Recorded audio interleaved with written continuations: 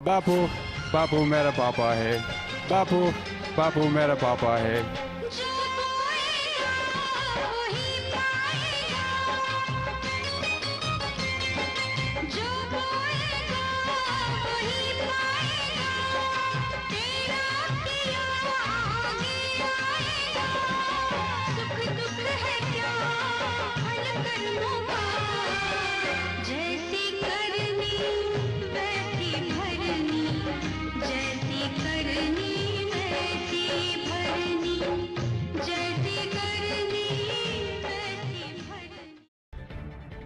आसाराम बच्चों के साथ यौन शोषण करते थे।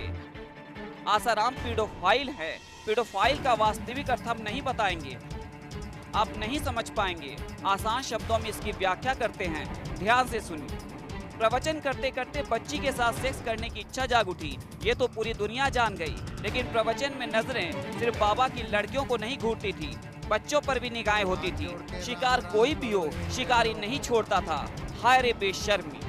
बेटे आए हैं, हरिओम हरिओम। मैं तो थोड़ी सी भाग्यशाली हूँ, क्योंकि मैं तो फॉरेन से आई हूँ और ऐसे अकेले इधर आई। लेकिन आप तो मेरे से 1000 बार ज्यादा भाग्यशाली है, क्योंकि आपको तो मुफ्त मिलता है। और मैं इससे चाहती हूँ कि आप इसका लाभ जितना हो सकता है लेते।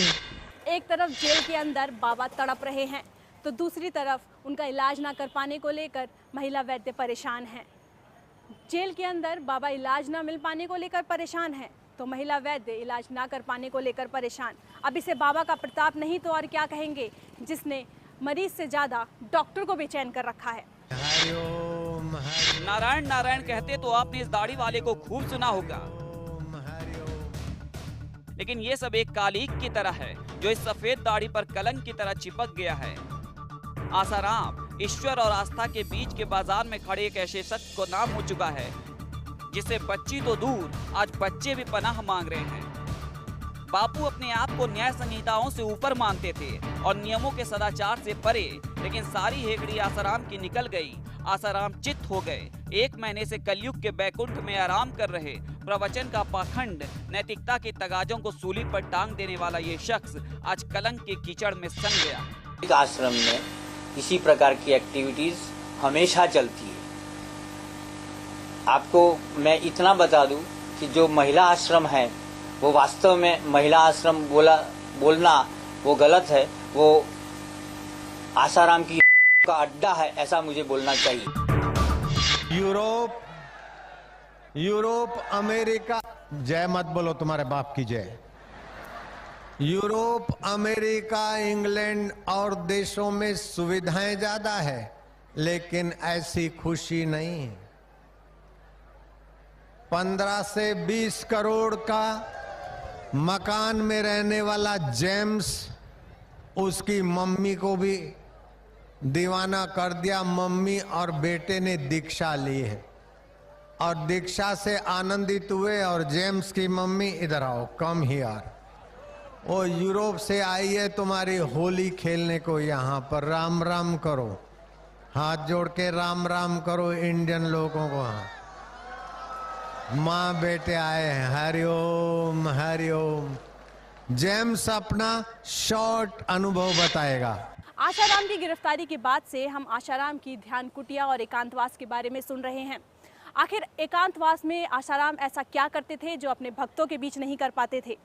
आशाराम को एकांतवास में खलल पड़ने पर गुस्सा क्यों आता है? जो इसमें जामगोद के ग्रामीण जन है, उन लोगों ने ये शिकायत की थी कि ये जो बापू का आश्रम बना हुआ है, इसके साइड में जो पहाड़ी लगी हुई है उसके ऊपर इनका कब्जा है और उसकी जांच कराई जाए विधिवत। और दूसरे जो राजानल तालाब है उसका जो रास्ता गया है उसका भी ये उपयोग नहीं करने देते। उसके संबंध में ही हम नफ्ती करवा रहे हैं और नफ्ती कराते कराते अभी चूंकि शाम हो गई है, इसलिए अभी नफ्ती का कार्य कल और चलेगा। उसके बाद भी ये निश्चित हो पाएगा कि कितनी जमीन प्रतिक्रमण है और कितनी आश्रम की जमीन है। हमारे महात्मा जी से बोला गया था कि हम सबसे बड़ा मंदिर बनाएंगे, लेकिन आज तक मंदिर तो ठीक है, वहाँ के दरवाजे तक बंद कर दिए गए। कि हमारा थोड़ी सी तो जगह है, इतने मवेशी रखे हैं साहब भी ज्यादा, तो अब ज्यादा मवेशी रखे हैं, सो हमारे जैसे 3 एकड़ जगह है उन्हें चढ़ा ली है और हमारी रिपोर्ट कर दी।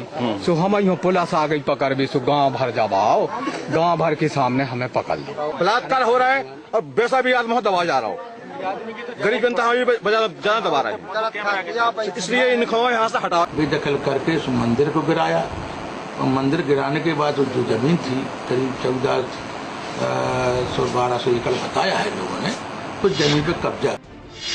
एक बापू वो थे जिन्होंने देश को गुलामी की जंजीरों से निकालकर हमें नई जीत के लिए हमें तैयार किया, और एक स्वयंभू बापू ये है जो शिखंडी सोच की खोखली शिलाओं पर आडंबर का आसमान रचता है। जोधपुर से दिल्ली तक और अहमदाबाद से मुरैना तक मोह माया की बूटी बेचकर आसाराम ने अरबों की संपत्ति का अचल टीला खड़ा कर लिया। आत्मा की दर्द की दवाई लिखते लिखते देश के लिए ही नासूर बन गए भक्त शिरोमणि आसाराम। कानून में विश्वास उनकी आस्थाओं के खिलाफ है। पता नहीं संविधान को वो मानते हैं या नहीं। मेरी तो यही था कि ये सोचे हुए थे कि अब ये इसकी जो संपत्ति है उसकी जांच हो जाए, कितने इसके फार्म हाउस खड़े हैं, कितने इसकी आश्रम है, आश्रमों के रूप में फार्म हाउस ही चल रहे हैं, अंदर खेती होती है, बड़ी बड़ी फसलें होती हैं और फैक्ट्रियां जिनमें इसके प्रोडक्ट। दिल्ली में एक लड़की ने आरोप लगाया है कि आसाराम ने दीक्षा के नाम पर उसे जिंदगी भर का ऐसा दर्द दिया है वो कभी नहीं भूल पाएगी। जोधपुर की ये बच्ची जब तड़प रही थी तो आसाराम के चेले अट्टहास कर रहे थे। परिवार वालों को भगा दिया था, सोचा था कि मामला दब जाएगा, लेकिन हौसलों की नाव कई बार किनारे भी लगती है। आसाराम को इसका अंदाजा नहीं था।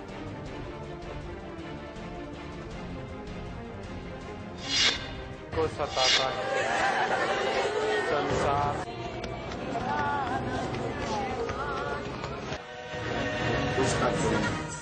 एक ग्राम दूध में डाल के पिए, नामर्द भी मर्द हो जाए तो मर्द और मजबूत हो जाए तो क्या बड़ी बात। अब वो किसी को भूख नहीं लगती हो तो एक होम्योपैथी गोली चूस।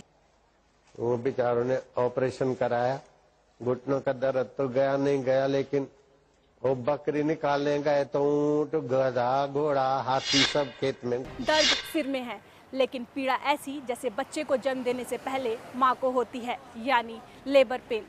ये सुनने में जितना अजीब लगता है उतना ही अजीब आसाराम की बीमारी भी है, जो न खुलकर सामने आती है और न जिसका कोई इलाज है। बापू, बापू मेरा पापा है, बापू, बापू मेरा पापा है।